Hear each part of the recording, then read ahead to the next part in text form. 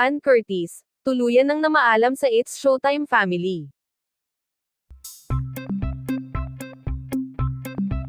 Nagulat ang maraming tagahanga matapos kumalat ang balitang tuluyan nang namaalam si Ann Curtis sa It's Showtime family. Ang usapin ay agad naging trending matapos mapansin ng netizens ang emosyonal na mensahe ni Ann na tila pamamaalam sa kanyang mga kasamahan sa noontime show. Nagsimula ang haka-haka nang magbahagi si Ann ng isang post kung saan pinasalamatan niya ang Showtime family sa maraming taon ng samahan, tawanan, at alaala. Dahil dito, maraming fans ang napaisip kung ito na ba ang kanyang huling pamamaalam sa programa.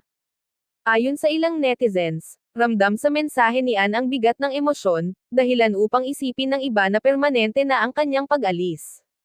Marami ang nalungkot at nagpahayag ng panghihinayang sa posibilidad na mawala ang isa sa pinakaminamahal na hosts ng show. Gayunpaman, nilinaw ng mga malalapit sa production na wala pang opisyal na pahayag na nagsasabing tuluyan nang aalis si Ann Curtis sa It's Showtime. Ayon sa kanila, maaaring ito ay isang pansamantalang pamamaalam lamang.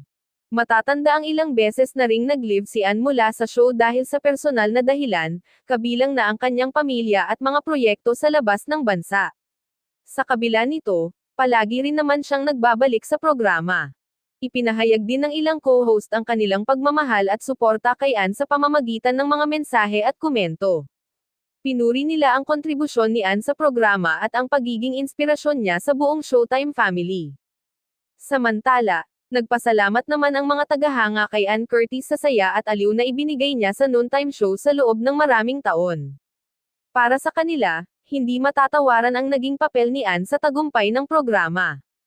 May ilan ding nagsabing mas mahalaga ang kaligayahan at kapakanan ni Ann, lalo na bilang isang ina at asawa. Ayon sa fans, handa silang maghintay kung sakaling pansamantala lamang ang kanyang pamamaalam. Sa gitna ng usapin, nananatiling tahimik si Ann Curtis tungkol sa tunay na estado ng kanyang pananatili sa It's Showtime. Wala pa siyang direktang kumpirmasyon kung permanente o pansamantala ang kanyang desisyon.